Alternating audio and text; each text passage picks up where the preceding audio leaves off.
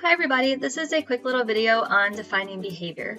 And I love this quote by Skinner because if we are actually going to have a science of behavior, we have to be able to define behavior appropriately. That's the basis, the foundation of our measurement system, which is really important. So for this lecture, our objectives and agenda are basically the same. We're going to talk about what is considered behavior and how to operationally define behavior. So in behavior analysis, behavior is everything that you do that can be observed. Texting, running, jumping, talking, all those things we can observe. They also to be considered behavior, it has to make an impact on the physical world. So it has to include displacement in space through time that results in measurable change in at least one aspect of the environment. Take anxiety, for example. Anxiety would not be considered a behavior. We can't see it, we can't measure it, and it doesn't make an impact on the physical world. So, like I said, not considered behavior. To figure out if something is behavior or not, you guys can use what we call the dead man's test. So the saying is, if a dead man can do it, it ain't behavior. And I know that's not grammatically correct, but that's the saying. So think about somebody coming up and lifting up your arm. Somebody can also go up to a dead man and lift up their arm. So somebody lifting up your arm would not be considered behavior. Go back to texting. A dead man cannot text, so texting would be considered behavior. Now, recently, some people have had problems with using a dead man for this test, so people have come up with the leaf test. Same concept. If a leaf can do it, it is not behavior. So you guys can use either one. If a dead man can do it, it ain't behavior, or if a leaf can do it, it is not behavior. Same concept, they'll get you the same result. All right, let's do a learning check. So which of the following are not behavior? Texting, being blown by the wind, laughing, burping, blowing a bubble, or anxiety. And your answer should be number 2 and number 6. So texting, laughing, burping, blowing a bubble, those are all things that we can see, we can observe. They make an impact on the physical world, so they are a dead man cannot do them, or a leaf can't do it, so it is considered behavior. Being blown by the wind, a leaf can be blown by the wind, so not considered behavior. Anxiety, like we talked about earlier, we can't see it, we can't measure it, it doesn't make an impact on the physical world, so not considered behavior. All right, when we are defining behavior, you want to make sure that you don't use labels to define behavior. Labels are vague, they're ambiguous, and labels are basically a category of a collection of behaviors.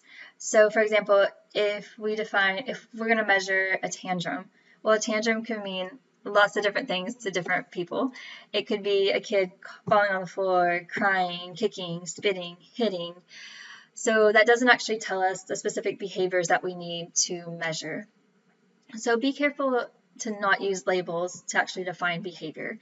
We want to actually what we call pinpoint behavior. So talk about the specific behaviors that the child is engaging in. And when we pinpoint behavior, we want to actually operationally define the behavior. And what we mean by an operational definition is being able to define behavior in a way that we can measure it. How are we actually going to measure the behavior? So to have a good operational definition, we need to make sure that we follow 4 criterion. Describe the behavior in an observable manner, use measurable terms, describe the behavior in positive terms, and be clear, concise, and complete. So let's talk about each of those briefly. Use observable terms. So make sure that we are defining the behavior in a way of what we are actually seeing happen. So describing what the behavior actually looks like, and this is the topography of the behavior. You guys are going to hear me saying topography. So what does the behavior actually look like? What is the child actually doing? Avoid being subjective, so don't use those labels. Talk about pinpoint your behavior and talk about what the child is actually doing. And use action verbs if possible. That allows you to make sure that you're using observable terms. So the child is writing, organizing, performing, exploring, things like that. So to make sure you're using observable terms, ask yourself, does the definition describe the student's actions? And can I see or hear the behavior occurring as it's described? Now, I want to make a quick side note and make sure that when you're actually describing behavior, using those observable terms, you're not looking at why the behavior is occurring. That's further in the process. Right now, we're just describing the form or the topography of the behavior. So don't think about why the behavior is occurring right now. We're just defining it so that we can measure it and ensure that we have a specific problem behavior to deal with. All right, use measurable terms. So make sure that we can quantify behavior. We can count it, we can time it, things like that. That allows us to graph the data and measure it and make sure that when we do an intervention, our intervention is effective. Use your dimensions of behavior, so frequency, rate, duration, latency, things like that. And make sure that you're selecting behavior that will occur again during a time period so that we can actually observe it and measure it. So to make sure you're using measurable terms, ask yourself, can I count the number of times the behavior occurs, the number of minutes the behavior lasts, or how much time between an instruction or the antecedent and the behavior? Next, make sure that you guys use positive terms. And what I mean by that is defining the behaviors in terms of what the student is doing or will do. So you don't want to say what the student is not doing. Avoid using not in your behavioral definitions.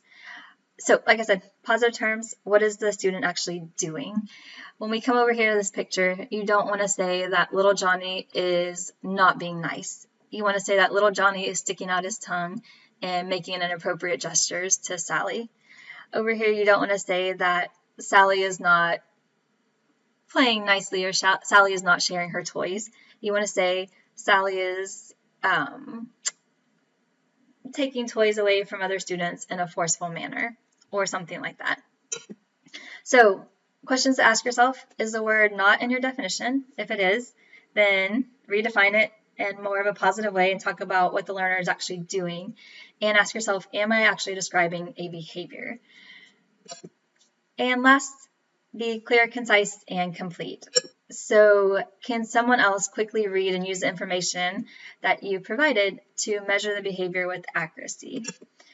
Make sure that when we talk about clear, we're meaning readable and ambiguous. So there's not a label in there. Everything is clear, specific. With concise, all relevant information in the least amount of words.